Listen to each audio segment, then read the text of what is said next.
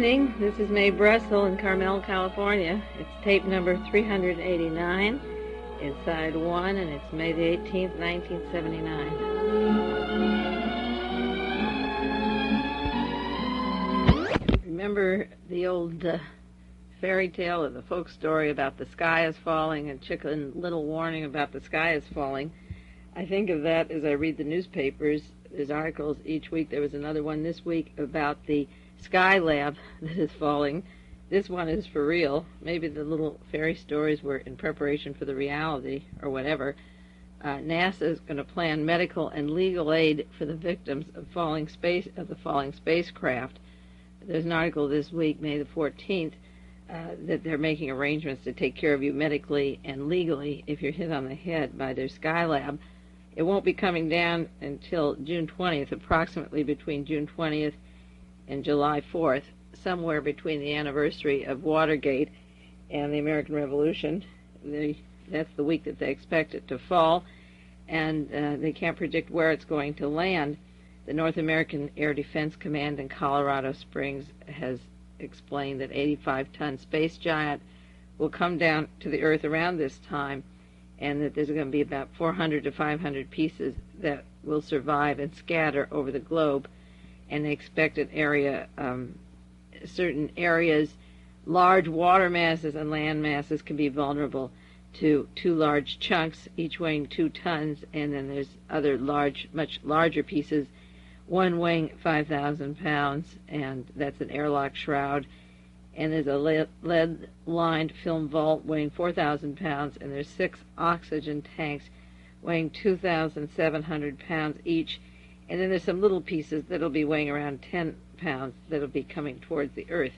You have a month to wait for that, but you might want to see your lawyer or write your will or make some guesses and watch the Skylab fall.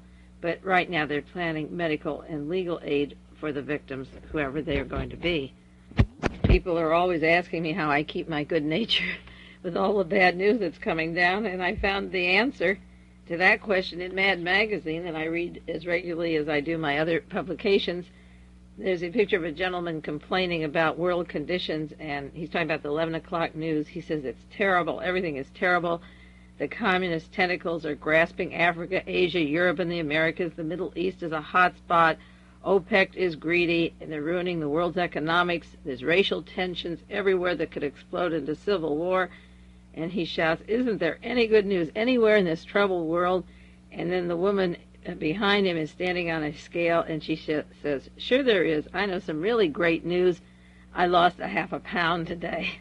So I guess the days that I go on a diet and lose a half a pound, that balances it all out. And she's smiling, and she's very happy. And that's how you face the world. You can eat a lot and pudge and then put away that ice cream and then lose a half a pound, and everything looks great no matter what's going on. And I thought that was pretty good. That was in Man Magazine this month, and that explains why I have such good days. I don't have to worry. I've got some I can lose, and so when the world falls down, I've lost a half a pound. It's a good day. There was another cartoon of Conrad's, the syndicated column, and it shows the cars lining up bumper to bumper. Many of you may have seen it, and the man in front is screaming and yelling, I'm mad as hell, and if I can ever find out who's doing it to me, I'm not going to take it anymore. You remember the movie Network where they yelled out the window, I'm not going to take it anymore. That's the importance of reading the books and sending more books, going to your library or buying them, reading the newspapers. You can find out if you want to make a study of it, and those who have studied it know who is doing the pushing and shoving, and it isn't hard to figure out. It's hard to figure out if you are entertaining yourself and not delving into these questions, but all of you who take this work seriously, who take these tapes, know that you have a pretty good idea of some of the people who are behind the machinery that is doing this. And it's those people who haven't studied it at all, who stand in these large lines for hours and hours and can't figure out anything about how these conspiracies are taking place. They could buy books or read them, again, at libraries just on the oil conspiracies, and they would understand the politics of oil, or on the Nobel family or the Rockefeller family and Gulf oil, and they could read a lot about Doheny oil and President Harding and the Hughes oil bit, the tool bit, and you can put together, after reading 4 or 5 books on oil, pretty much what's coming down. But in the cartoon, he shows them all lined up, and he says, if I can find out who's doing it to me, I'm not going to take it anymore. And I think it will stop once people understand who is doing it to them, if we can get enough people to understand it while we still have time. I'm giving you the address and cost of a book, a really ingenious book. It's called Corporate Crime, put out by Leonard Rafus in Princeton, Wisconsin. And he has a comic book. They're $1 each. And just in this one issue, the most recent issue, he's got information about Karen Silkwood, the ITT scandal, an airplane scam, the old people's homes, the giant monopolies of land and water in California, Mr. San Diego, Arnold Smith. He hints on the Teapot Dome scandal and President Harding and the Doheny oil. And he has an anti-monopoly game and some cartoons that aren't very funny, but are really very good for teenagers or young people to read about the IUDs and the chemical plant in Japan, Minamata, Japan, the chemicals in the water and the people becoming deformed from them. It's a very good way for people to see how this information is being disseminated to the masses, as well as in some of the more serious books and articles. It's called Corporate Crime, and it's a really good comic book. Yes, I read comic books such as this and Mad Magazine every month because I like to see what's reaching down to the next generation in their culture and see how much information is given to them in this form and keep up with this kind of information and with younger people who are reading it. I'm also giving you an address to write. Time is running out. This is now May 1979 and December 31st, 1979. Under the current laws, all past Nazis can get together and have a reunion and be free from any prosecutions. Their limitations are over. They will never more be prosecuted for war crimes. They're very wealthy. They're living in South America, Asia, South Korea, Taiwan, Hong Kong, and all over South America, Central America, Mexico, and in the United States. And maybe I should do a couple of tapes on Nazi war criminals in the United States alone. Maybe that's long overdue.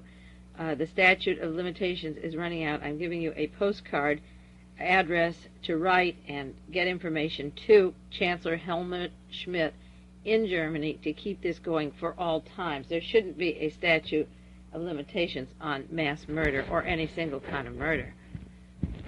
I'm also giving you the address to send for information on the Nestle's boycott. They've been sending Nestle's milk formula down to Africa and to underprivileged countries, third world countries, and the people are literally dying, killing off their children and starving them to death. It's a genocidal, dangerous process of sending milk where they mix it with contaminated water and discourage them from nursing and use the powdered milk and no refrigeration after it's mixed. And some of the women are burying their children and putting the Nestle's cans on the graves. Nestle's has many other products they make, such as Taster's Choice Coffee, Nescafe, Sunrise Coffee, and Quick, the chocolate drink, Stouffer's Food, Stouffer's Restaurants, Swiss Night Cheese, Maggie products, Libby McNeil products, Cross and Blackwell products. And I'm going to give you the address. I'm not going to list all of the products to boycott, but I'll give you the address, and you can send for this information. Donate anywhere, anything from 25 cents up to more if you want for their printing, and boycott the products until they stop sending this killer to the third world country and probably writing it off as a great tax generosity. They're killing children, large numbers of children, and the killing has to be stopped. So I'm giving the address where you can send for the information and boycott Nestle's and their subsidiaries and products until you find out that they have stopped killing these children. Last week on tape number 388, side 1, I listed the pecking order of power and the police state that we're marching into, and also World War III, which we're getting closer to all the time. And at the top of that triangle of power, I remarked, it's Reagan's turn now, and Connally is second in command, meaning if Reagan doesn't run, or if Reagan runs, John Connally could be the vice president. But you can't underestimate the power of Connally walking around with that JFK bullet in his leg, and also his role at Tyrol Bay with the ITT and Nazis and the group of people that were brought over here after World War II was over to prepare for this great Holocaust that will be known as World War III. I believe that Richard Nixon's role in Watergate, his appointment of Jerry Ford as the President of the United States, was to cover up the links of Watergate to the Kennedy assassination. And it may be that John Connally would be very important to cover up the continuous array of political assassinations. As the Secretary of the Treasury and Secretary of the Navy, he's had inroads that Ronald Reagan hasn't had, and Connally is still a very, very dangerous man to consider. Ronald Reagan could, he's almost 70, run for the president, have Connally as a vice president, and get a heart attack, and then Connally would appoint General Haig as his vice president. They could run together, Connally and Reagan, or Connally could run and appoint General Haig as his vice president and push Reagan out. It depends how much power the Pentagon needs to make that war in the Middle East against the Soviet Union, to line up all of these various countries, Israel and the Middle East with the southern flank, and of course NATO from the western side, and Japan and China from the east, making that final push against the Soviet Union if they can get away with it. There was an article in the paper this week, a very revealing article, a small one. The byline was Los Angeles Times. I don't know if you saw it or not. It was May the 15th. That was this last Wednesday. The article describes Carter aide joins John Connally. And it begins by saying it's potentially embarrassing to Jimmy Carter that a gentleman who works for him at the National Security Council by the name of Samuel Hoskinson is leaving Jimmy Carter to work for John Connally's campaign. Embarrassment isn't the word to use. Jimmy Carter has been embarrassed this year, but this is the understatement of the year. This is the prime spy of the Democratic Party, the Rockefeller Carter man leaving to get to the Pentagon Connally team. Jimmy Carter's been embarrassed this year. His wife's been photographed, Mr. Gracie in Chicago, the mass murderer, photograph of Jim Jones, another mass murderer. He has a drunken brother with his anti-Semitic lobbying for Libya and his bad-mouthing various things going on in the world. His sister Ruth, who's organized Jews for Jesus with her very wealthy Texas Christian contacts. His mother's busy going to South Korea. She's a lobbyist all over the world for Jimmy. He's got a nephew in Soledad prison, or Vacaville now, who was serving time for armed robbery, and Bert Lance with his sleazy banking deals, and Peter Bourne, his drug advisor, was caught prescribing Quaaludes under another name, and he himself is under a criminal investigation for bank loans. He's had an embarrassing year, but the point is that Jimmy Carter's role now is going to decline, and the Pentagon is making their strategic moves. When Richard Nixon was in office, and goodness knows how bad Richard Nixon was, he was spied upon by Admiral Moore. This came out at the time of Watergate. Moore was chief of staff, and he had Yeoman Redford stealing documents for Henry Kissinger right off the desk of Nixon. They had a paint on the windowsill of the White House window, a bugging device of the National Security Agency and the Defense Agency against Nixon, and then he was taped. The tapes kicked him out of office, and those were done by Alex Butterfield and the Pentagon. Now, Mr. Samuel Hoskinson, as I say, is moving over to the other camp, to the Connally camp, and bringing with him all of Jimmy Carter's confidences, as well as the secrets of the intelligence agencies. He's worked for the National Security Council. He's been Jimmy Carter's chief intelligence aide. He's leaving the Democratic administration, resigning from Carter. He's going to help John Connally run for president of the United States. Mr. Hoskinson was responsible for the legislative and budget matters of the intelligence community, and the article describes how he's privy to the Carter administration policy on arms verification, failures abroad, I guess specifically Iran, and other issues that will affect the 1980 campaign. He resigned this last Wednesday, and he will direct the issues for John Connally, the Republican, after serving Jimmy Carter, the Democrat.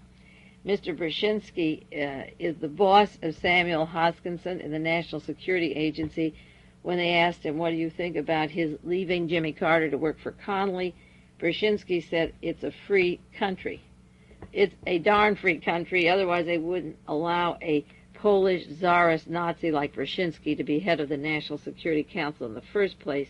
He's leaving Brzezinski because the Carter ship is sinking and he's lining up to Connally, which means that if Connally becomes president or Reagan becomes president, we still end up with Mr. Brzezinski like Henry Kissinger. They are above political parties. They serve a much larger interest, and specifically, I would say, the Odessa, and they're working right along with these dogs. The excuse for leaving Jimmy Carter is that I have grown philosophically disaffected with Carter's policies on international issues. There's an article in the Los Angeles Times, March 23rd, just 2 months ago. The headline story says, concern shown over eavesdropping on Air Force One, and it goes into the fact that Jimmy Carter is bugged when he has his private conversations by the military, identical to when Richard Nixon was bugged, both by tapes and windowsill and Admiral Moore and black bag jobs. Another article by Jack Anderson, March 27, 1979. The back rooms of the Pentagon, the military strategists have been dismayed at Carter's extreme reluctance to use military muscle in the Middle East.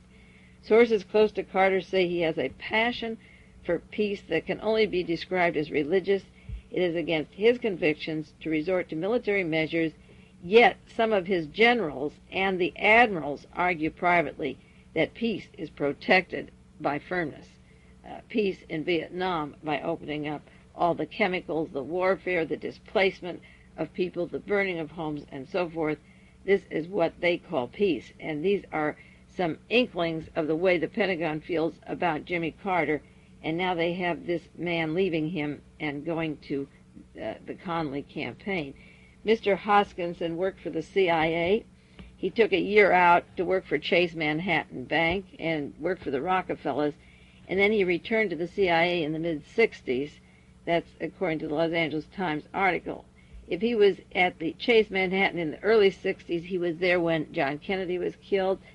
George de Mohrenschildt, Lee Harvey Oswald's closest friend, was an associate of Nelson Rockefeller who carried blank checks and identifications when he went to Mexico many years earlier. And Donald Donaldson, who was murdered with 17 bullet holes in his head, had said that there was a link of Nelson Rockefeller to the Kennedy assassination. This spy worked for Nelson Rockefeller at Chase Manhattan, and of course now Nelson is dead and no longer a thorn in the side of Brzezinski and Kissinger and Schlesinger and that gang at the Pentagon. When James Schlesinger became the head of the CIA, and he was appointed by Nixon, and Nixon was to make General Haig his vice president, or not vice president, but the chief aide. He took over Haldeman's job at the White House.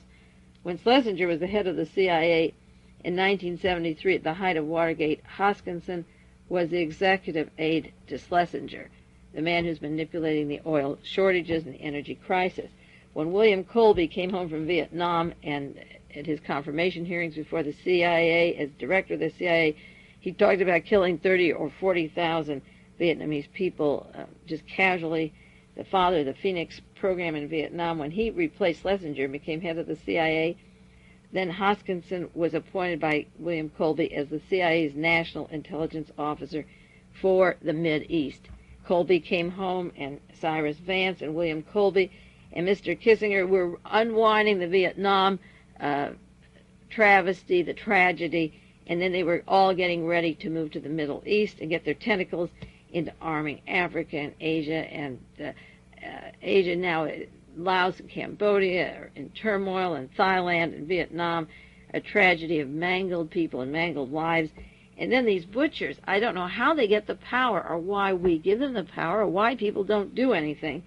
But along comes Mr. Hoskinson, who then works for Colby and Schlesinger and Kissinger, and then he becomes an agent in the Middle East for Colby. He's sent over there as the CIA's intelligence advisor.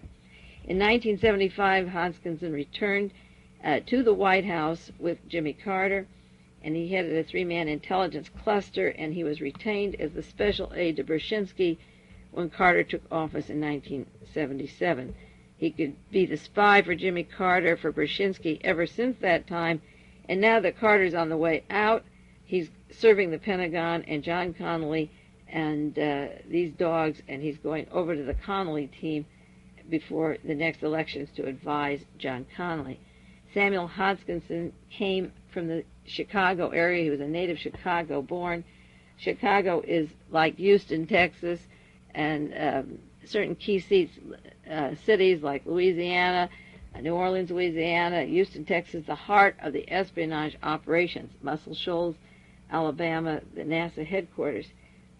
You don't want to condemn a whole city just because, or a whole state, because he came from this Chicago, Illinois, but it's the home of Clement Stone, the financier, the great insurance salesman who funded Richard Nixon, who has worked out a complex mind control salesmanship program, who immediately paid and hired Dwight Chapin, the appointment secretary for Nixon, through his internment in prison, and hired him afterwards. Chicago was the headquarters of E. Howard Hunt and Robert Mayhew when he worked with Guy Bannister in the FBI, and then Bannister went down to New Orleans to open an office with Lee Harvey Oswald on Camp Street, and it's the home of Charles Bates, the FBI director who went on to Washington to cover up the Watergate investigation for the FBI. He was in Chicago during the COINTEL operations of Fred Hampton and Mark Clark, those murders, and then went to San Francisco in '72 to set up the Simonese Liberation Army. This Hodgkinson is a native from the city where all this counterintelligence and CIA operations blended with the FBI. He's been on the National Security Council as a staffer on and off since 1969 after leaving Chase Manhattan. I don't know what the on and off goes, when he was on and when he was off. What war school did he go to? What spy school did he go to? What did he do at the National Security Council? He was a classmate of General Haig's at Georgetown University. He was recruited and picked up by Henry Kissinger. At the time Kissinger picked up Haig, he was a close friend of and a schoolmate, the two men, Hodgkinson and Haig, and Kissinger plucked Haig, and he immediately jumped over 34 other men to get his promotions and the tutelage. And, of course, Kissinger at that time and always was representing the Chase Manhattan, David and Nelson Rockefeller, and the Defense Department, the CIA, the National Security Agency, the Defense Intelligence Agency, serve a handful of multinationals, maybe 200 corporations, and move the armies wherever they can make profit. Fascism, torture, and murders is their game, and in this team, now switching over to John Connally, working for Carter until this moment, are a team of Haig, Connally, and Samuel Hodgkinson ganging up, and with Henry Kissinger and Brzezinski. Haig resigned as commander of NATO. He said he might run as president. I could see him as a strong vice president to Connally.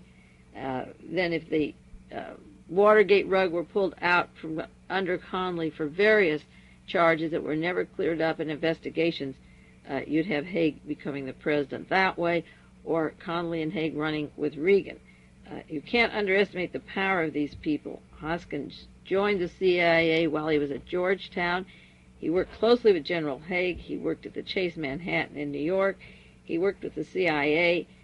He's up to his ears in espionage. He has the inroad in the Carter politics, and now he is going to John Connally, where he will carry all the expertise of what Carter did or didn't do, and Connally can begin a strong foreign policy campaign and have the ear of a man who was working for Jimmy Carter up to this time.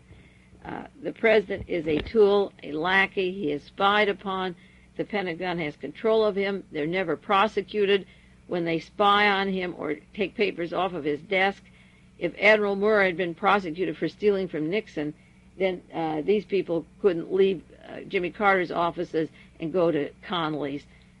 These agents in residence can steal from the president, overthrow the country, and act in a very, it's not even very surreptitious anymore. They're so blatant about it. But this is a team member that has now left Jimmy Carter and is working for John Connally. So the noose gets tighter, and we become the victims of their manipulations, and it will lead the road to World War III. I don't see any way to avoid it, because that's what they're hell-bent on doing, is destroying this planet no matter what the cost and how much it takes to do it. They have the weapons and the know-how, and nothing can stop them unless you make up your minds that you've had enough and you don't want any more. Now, leading up to Dan White and the trial in San Francisco, because I want to do some more on that where we left off last week. The mind control of Dan White, preceding the specifics on that, I have to go into the articles in the newspaper this week. Jim Jones' hit squad exists. And I'm sure you saw that. That was a story that was covered in all the major media. On national television, they said a People's Temple hit team is possible. And George Burds, B-E-R-D-E-S, from the House Foreign Affairs Committee, just finished an investigation into People's Temple and the shooting of Leo Ryan. And he came to the conclusion that they may not be organized now, but they are out there, the assassination teams. The assassination teams are never organized. Sirhan wasn't organized into the plot. The killing of Mayor Moscone was only organized when you look for the organization, and they wouldn't know a hit team when they see one because Harvey Milk and George Moscone were part of the hit team and number one on the list of people to be assassinated. But the Mexican assassination teams that had moved down from Oaxaca, Mexico, that I mentioned on the tapes in August of '78, that could move down to Guyana and be trained as Mexican assassins on that agricultural farm, are never investigated. The organization behind these things is never investigated. The Carter assassination attempt in Los Angeles just last month, and the arrest of these people, or just a few weeks ago actually, it was in the news last week that we did a tape on. Mr. George Burdes of the House Foreign Affairs Committee wouldn't even begin to think that the assassination attempt on Jimmy Carter was real down in Los Angeles. As I say, Dan White played a part of that team as a zombie that is useful, just as Jack Ruby was a sleeper assassin as part of a team, and very few people have even put that together yet. The FBI suspected for a long time, according to the House Foreign Affairs Committee, that there were killer squads, and said in the paper this week that they're under surveillance, but they've made no arrest because it isn't possible to do it yet. Well, of course, Mark Lane is sitting with Terry Buford, who knows who the assassination teams are. They know where the 14 banks are, the international banks in the Bahamas and Panama and elsewhere, in France and Switzerland. They know where the $26 million is, and as I've said over and over again on radio shows and tapes, there are either 120 or 220, depending how you count it or who you believe, that got away, that did the murdering at Jonestown and then got away, because there were either 1,200 people there, which Jim Jones said that day to Congressman Ryan, or there were 1,100 people, as Mark Lane said, but that still leaves 120 to 220 potential killers who could have mass murdered these 913, and they're alive. They could be trained, these people, from 1973 up through 1979. The property was secured and observed by Jim Jones in '63, and goodness knows who was using the CIA Matthews Ridge station or the property up until the time that Jim Jones moved down with these people. The hit list has about 40 names on it of congressmen, national leaders, state officials, and private citizens, and this is something we're going to live with. The newspaper report by George Burdes of the House of Foreign Affairs Committee said, in quotes, Jonestown had a contingency conspiracy to kill Leo Ryan if Jones failed to convince the congressman the conditions were good. This just came out this last Wednesday. For those of you who don't have the regular recordings of these tapes, on tape number 367, and that was back in December, that was 6 months ago, in 1978, I had in that outline of Jonestown the Roman numerals: 1, the motives for Jonestown. What is it? These are my working outlines of it. Section 2, the contingency plans made a long time ago, nothing to do with son. In other words, it had nothing to do with Tim and Grace Stone wanting their son, and that's because everybody was killed. There were contingency plans that were made in case any congressional person or public official went down to Jonestown. And I talked about those contingency plans 6 months ago, and now the House committee is saying that there were contingency plans to kill everybody if Leo Ryan went there. That's one reason I like doing these tapes and getting this down for you so you can follow some of my facts and thinking, and it's dated, and then the committees come out later. They miss so many points of their investigations, but the means to kill everybody was there if Ryan left with anybody. Now, what happened was that when he wanted to take 15 people away with him, 15 people asked to leave, The contingency was there to murder everybody. On the other side of this tape, because we're running out of space shortly, I'll go into briefly the contingency plans and then get into Dan White and the San Francisco murder of number one on the list. That was Mayor Moscone, George Moscone, and Supervisor Harvey Milk. As I said before, if anybody came down there to see the place, then everyone had to be murdered. And a picture proof of why they had to be murdered is on the cover of Newsweek, December the 4th, 1978, and I'll talk about that briefly, and then you can look that up for yourself. If you don't have a Newsweek magazine and a time, it's the same date, December the 4th, 1978, and I just want to call attention to these bodies. I might have done this before, but I think it's important because this is what Congressman Ryan or other people would see.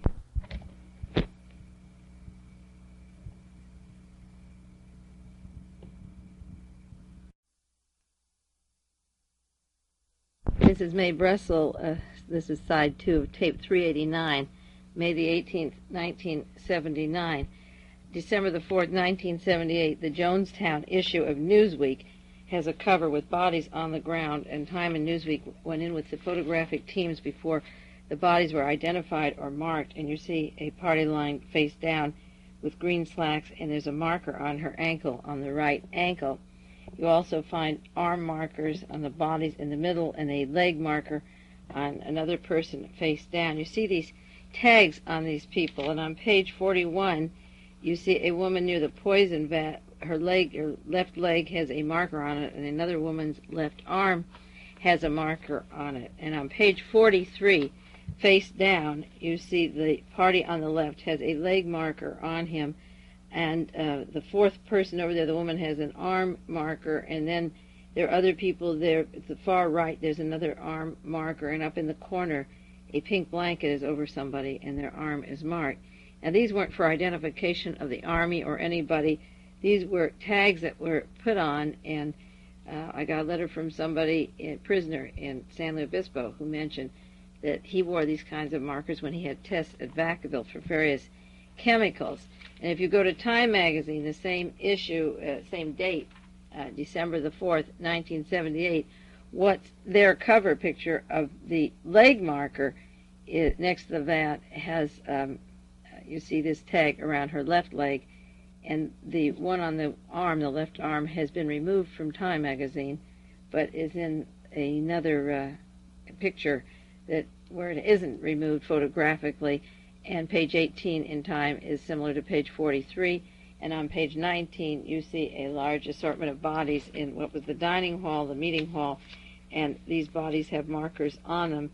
If you look very closely, and you may never have done that, you see those markers. And I think we should write to various members of Congress and have them explain what those are. And also then there's a photograph of the passports with a mark, a comment in these magazines, no exit. And that's because the passports didn't match the bodies. The House committee investigating this matter right now said that guns were moved out of Jonestown after 15 persons approached Leo Ryan and asked to leave. The report states that Jim Jones was a self-created Frankenstein. They call him a self-created Frankenstein. After 6 months investigation, they always need that loner, always. Lee Harvey Oswald, the loner, even though he had money and companions in New Orleans, Mexico, Fort Worth, and Dallas. Sirhan, the loner, even though he's in the company of a woman and 2 other men. Artie Bremer, the loner, even though he was traveling around extensively in rooms with other people. James Earl Ray, the loner, with contacts, cars, and money. So they call, the House committee again calls Jim Jones a self-created Frankenstein. How far does the cover-up always have to go that they're self-created? It's like Dan White in San Francisco. He goes to Ireland once, he goes to Ireland twice. He gets the collusion of the San Francisco Police Department. He goes in and shoots the mayor 2 shots and then 2 close to the head without a silencer, walks out of the mayor's office, past another supervisor, Dianne Feinstein, goes into Harvey Milk's office where he shoots 4 or 5 bullets, walks out. He's seen leaving there. No one else is there. He asks for the keys to a car, Miss Avkar's car, the secretary, used to be his secretary. She knows her car is gone. She knows her license number. They know that 2 men are dead. Dianne Feinstein has called Chief of Police Gaines and said Harvey Milk is dead. They don't put out a police bulletin. He has time to go to the Doggy restaurant at Van Ness, to call his wife, to go to a church, to walk to a police station, and the policemen and the security didn't put out sirens or whistles to pull in Dan White. How far do these cover-ups go where they're totally protected by the environment around them? Now, they call Jim Jones a self-created Frankenstein. He's not self-created. He was supported by the CIA, the FBI, the Los Angeles Police Department, Attorney General Evel Younger, the U.S. Attorney William Hunter, San Francisco District Attorney Freitas, Stanford Research, Prime Minister Burnham in Guyana. The Guyana police saw Congressman Leo Ryan shot at an airport, and when they came up and asked for help because 6 were dead and others were wounded, the police got in a car and drove away. If Jones were an individual Frankenstein that went crazy, they would have rushed right in to help the wounded.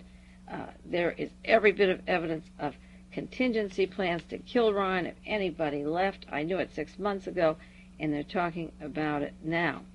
Now, Mr. Dan White, the Great White Knight, is part of that zombie hit team. As I say, he's programmed like Sirhan. There was another article this week about Sirhan being a programmed killer.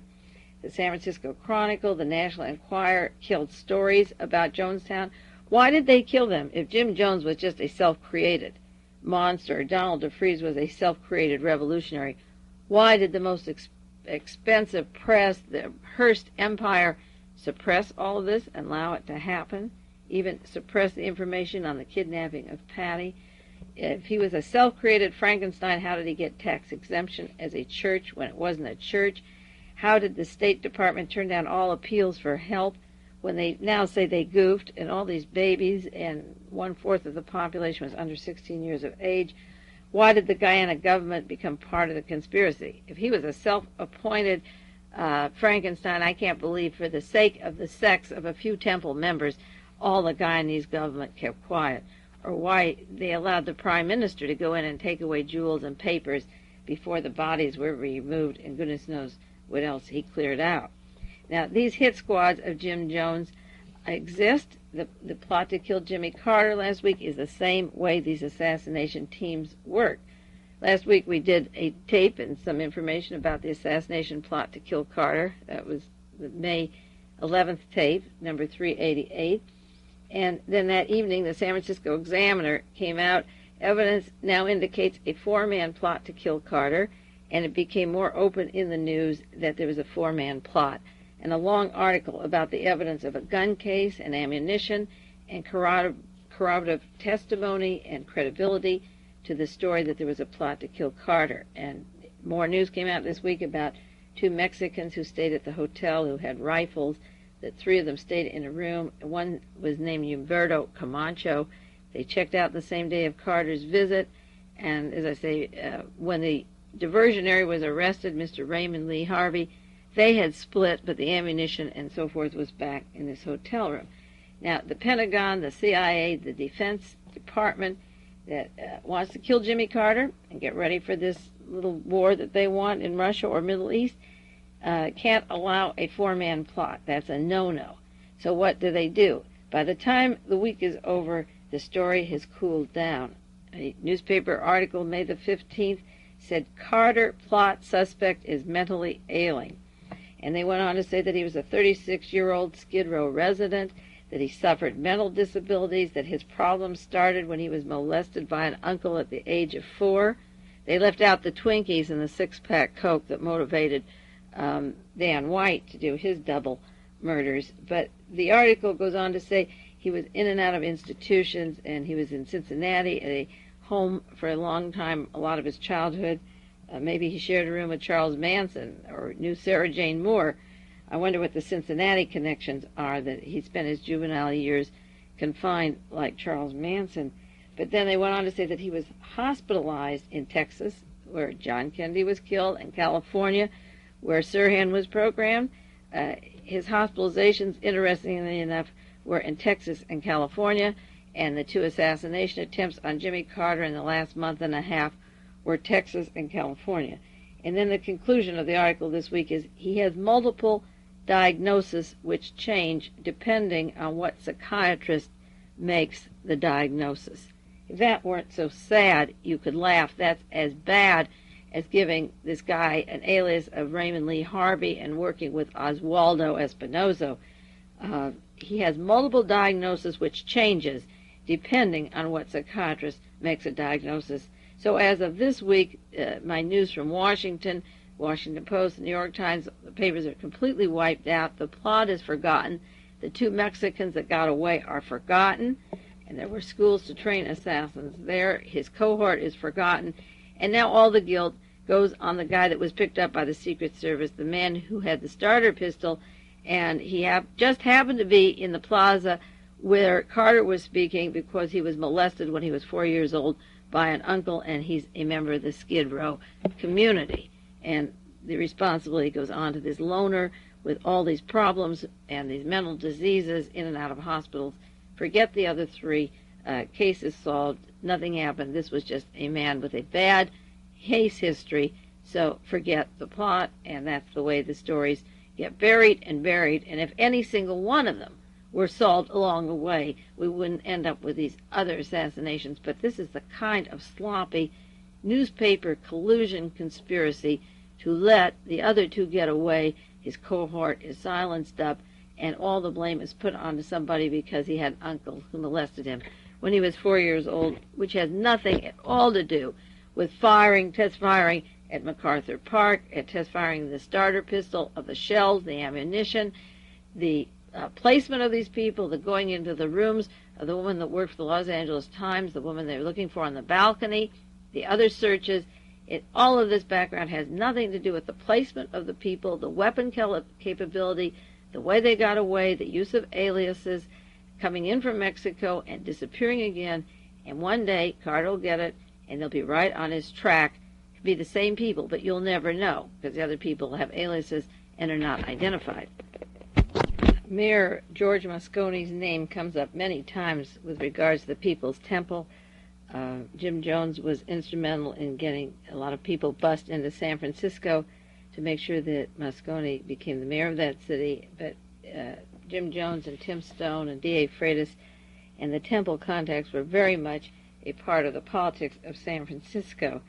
December the 2nd, 1978, there was an article in the San Francisco Chronicle, or the Examiner, I forget which one it is now, Temple gun running probe denied.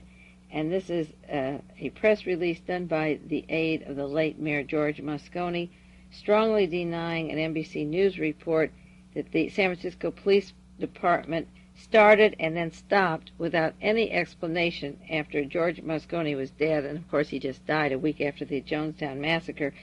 They were investigating the links of gun running of Jonestown and the possibility that they were making large shipments of cash and explosive and guns to South America by way of Canada. Now this was brought up and then hushed, and of course we know public denials from somebody dead are hard enough to follow. The denials of Richard Nixon and John Mitchell and John Ehrlichman and Robert Haldeman all prove that they lie under oath. I don't have to keep reminding you of Watergate, but the aide to George Moscone was outraged at the fact that there were these allegations of this gun running. I don't know why he should be outraged. It seems to me that unless there was something to hide between George Moscone and Jim Jones, he would ask for a full-scale investigation of it. Why would he, according to the Associated Press, strongly deny that San Francisco police first started and then stopped without any explanation and investigation of alleged gun running by People's Temple? That's Mel Wax, who's now working for Dianne Feinstein, the new mayor. He said it's an absolutely outrageous lie. Why didn't he tell NBC, if they had reason for the gun running, to go to the San Francisco Police Department and Charles Gaines, because they trained several of the gunmen, the killers, down in Jonestown, and also weapons came from the San Francisco Police Department.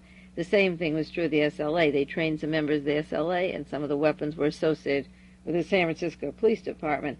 I don't know why the aide to the late George Moscone would be outraged that the People's Temple was arranging large shipments of cash and explosive and guns to South America. Just say, I don't know anything about it, and Moscone is dead, but look it up. Why does he have to defend George Moscone unless Moscone was wiped out and the investigation of the gun running was then stopped because Moscone was dead? Another article about George Moscone, which was not resolved at the time of his murder, this came 2 months before Jonestown, and it's interesting when it says rumors of a Moscone probe, and this is from the San Francisco Chronicle, October the 8th, 1978. And the rumor was that George Moscone, the all-out high school basketball team member, a great All-American boy, they refer to him as the All-American boy like Dan White, moved quickly from a supervisor to a state senator. Mr. Kling, virtually spotless, was now being investigated, and they were sniffing around because the federal bloodhounds, according to this article, were finding memos that linked him to the Howard Hughes organization, that allegedly Moscone could do favors at the airport for locating the offices of Hughes Air West. Now, there's a article here on $10,000 made to Joe Cerrell, Cerrell, once a Moscone campaign manager, and the $10,000 certainly wasn't exposed much at the time George Moscone was dead. The investigation of the Hughes connections, and there are other articles I have of the Hughes connections to George Moscone and the San Francisco politics, and that's important because the Manson case, Charles Manson's property at Spahn Ranch, was actually part of the Hughes empire. It was the Hughes set for the outlaw, and he was friendly with Spahn. But the San Francisco violences have close connections to the Central Intelligence Agency and the FBI, and I've maintained for a long time that the Hughes organization is the umbrella for the murders and the assassinations, and it is the counterintelligence operation that used Robert Mayu, for example, to hire organized crime for specific assassination teams like Sam Giancana and John Rosselli. But out on the West Coast, there was an article just 2 months before Moscone died of a probe that was to take place. Now, what if Moscone had to be killed because of this money being transferred, say, to guns or drugs or San Francisco connections to Jim Jones down in Jonestown?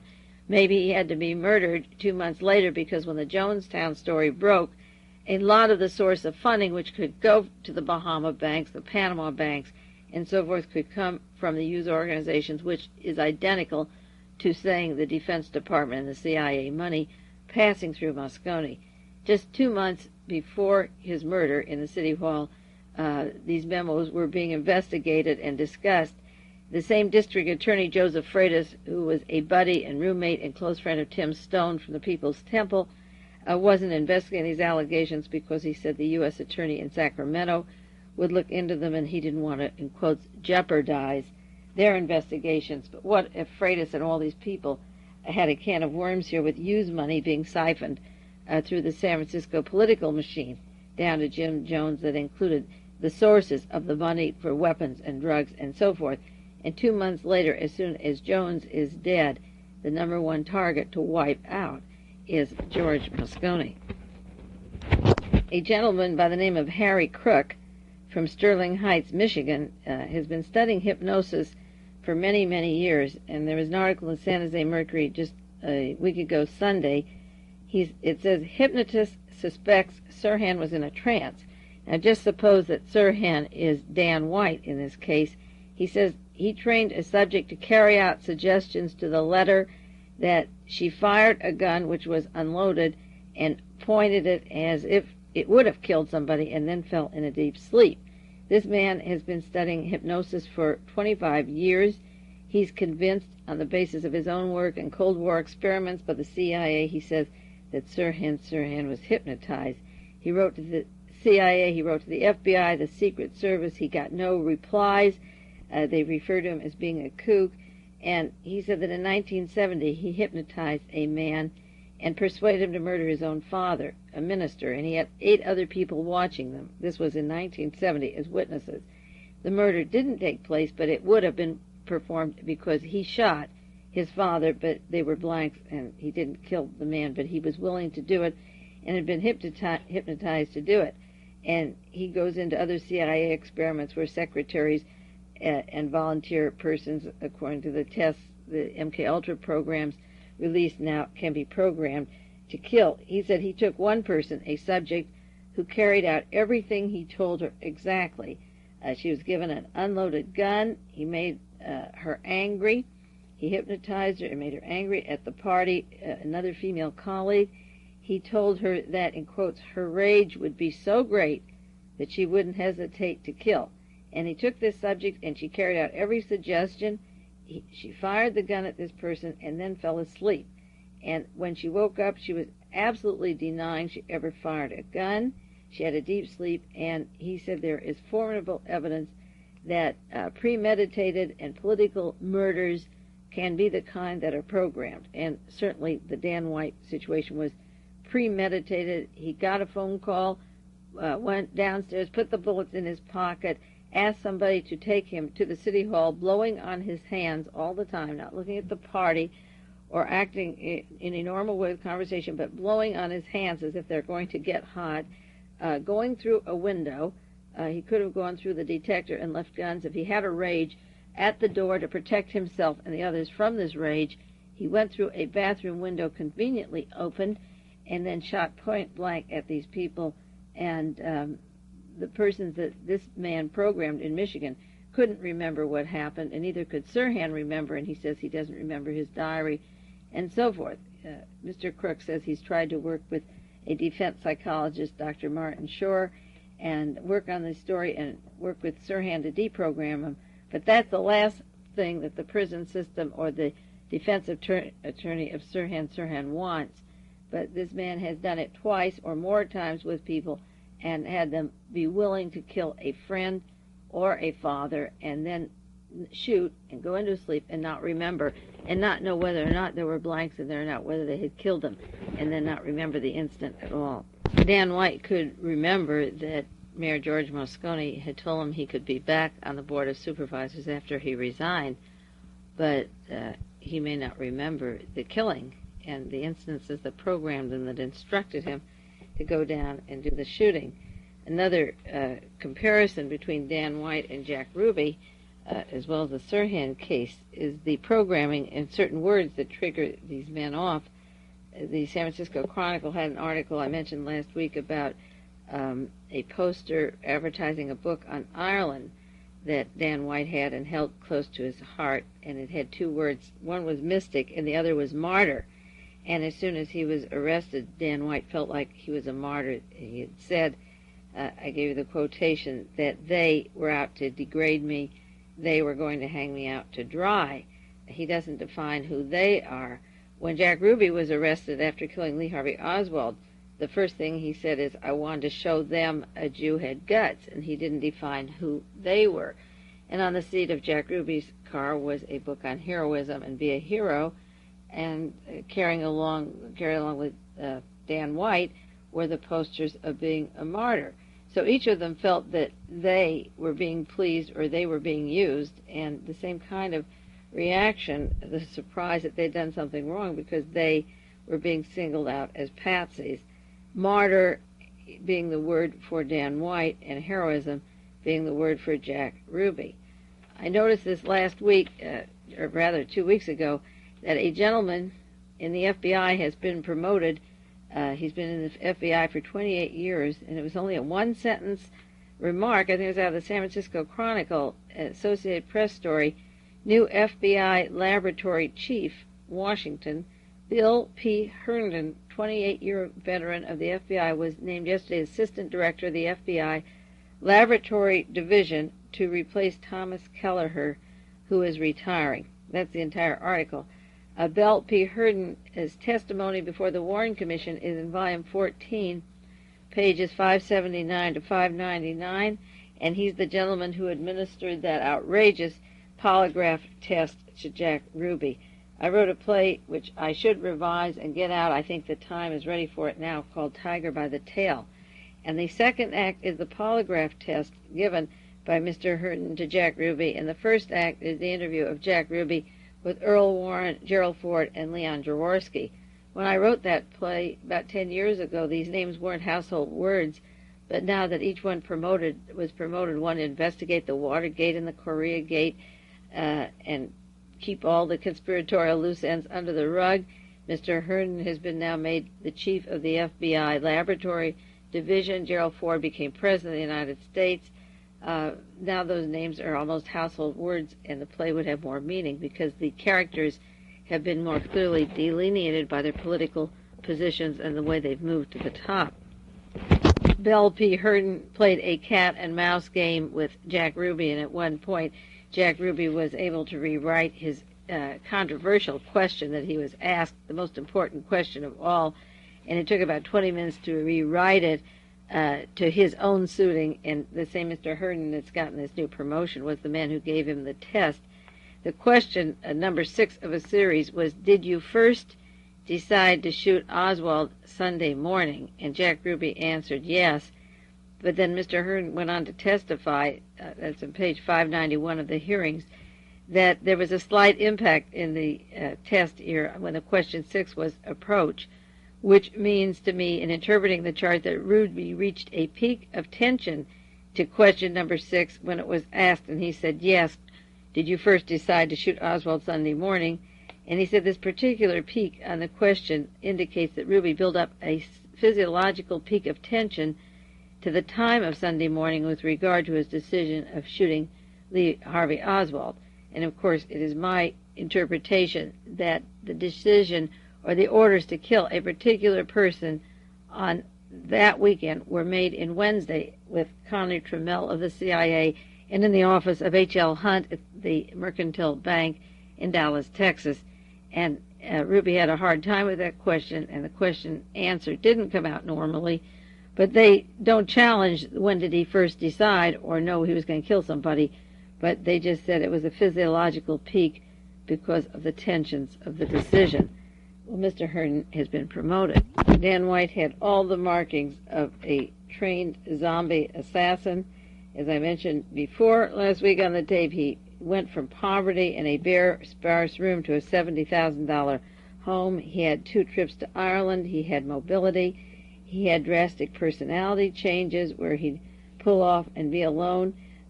Did the question of the money, who bought the Porsche, the homes, and the furnishings, did it go through the city hall to a supervisor there? Was Hughes money in on this operation as the Hughes agents were on these other assassination teams? Where did Marianne White come from? She was in Germany teaching at an army base.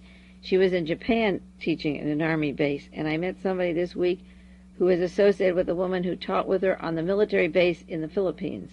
The Philippines was a mind control center where Candy Jones had gone for the CIA to be tested and deliver messages. When was she at the Philippines? Was Dan White in the Philippines? Did he know her during the Vietnam stint and meet her later?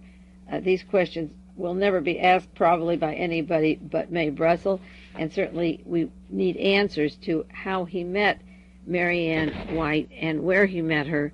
He met her in April of 76. They were in San Francisco. They had a 5-week honeymoon in Ireland, which is expensive for a San Francisco policeman. He'd been in Ireland before, and shortly after they came home, he began to run for the Board of Supervisors and won that election spot. Where did he get the money for the lease of Pier 39, this expensive new property in San Francisco? Where did he get the money for the first trip to Ireland? Where did he get the money for the second? Where did he meet Mary Ann White? Could he have met her when he was in Vietnam, over in the Philippines? What was she doing at the Army bases? How long has she been associated with the United States Army? And is she still affiliated with them today? Why does Dan White avoid eye contact with her in court or in public? Why did he refer to that marriage in 76 as his duty? And what was she doing in Japan? Under what salary or what auspices was she in these 3 areas, Germany, Japan, and the Philippines? And was she with the Central Intelligence Agency or any training of a mind control program? Who is Mary Ann White? The entire defense of Dan White in San Francisco, as I stated last week, was that he was frustrated by the natural dirty politics in San Francisco. But none of the psychiatrists, the 4 psychiatrists who examined him, went into his past, who he was with, any more than they go into the past of Raymond Lee Harvey in Los Angeles, or any other zombie assassins. Jack Ruby could shoot Lee Harvey Oswald because he's angry that John Kennedy was murdered. But they don't go into the CIA people they knew, the black money, the bag money, the associates, the people that could program them. Jack Ruby had Billy Del Mar in his nightclub, a hypnotist. He was close to David Ferry, a hypnotist. The act of the murder isn't the whole story. It's who they know before and how they're placed strategically in the hands of the police who cooperate. And that's one of the clues in all these cases. The police allow these two Mexican assassins to escape from Los Angeles, where Jimmy Carter was. The police allowed Dan White the luxury of walking in himself and not grabbing him and following him out of that building. By the time he made the first call, they could have picked up the car after two people were killed. At the Ambassador Hotel, they could have picked up Thane Caesar, who pulled a gun standing right behind Robert Kennedy, or the associates of Sirhan that have been photographed that evening in the Ambassador Hotel. The police have all this information, but they let it happen, and the network of conspiracies is very, very tight. The CIA divulges that they have trained mind-controlled assassination projects. Jim Jones has a hit list, and the House of Representatives talks about assassination teams. A researcher in Michigan comes out this week with programming two people to they're willing to murder their family and forget about it. And the mayor in San Francisco is killed. A member of the Board of Supervisors is killed. There's an assassination attempt on Jimmy Carter, and programmed assassins are out loose, and yet the average American person isn't allowed the luxury of adding it all together, plus the past historical experiences of where all these people were coming from and where their money was coming from, and we're not allowed the luxury to make the conclusions that Jonestown and the Carter assassination attempt and the murders in San Francisco of the mayor and the supervisor could possibly all be linked and covered by the same people and linked together. And that's what I believe is happening. And it's a tragedy because it will continue and the killings will continue. And that's why it's covered up, because they have more deaths to do in the future. We're out of time again, so I'll see you next week. You take care, okay? Mae Brussell.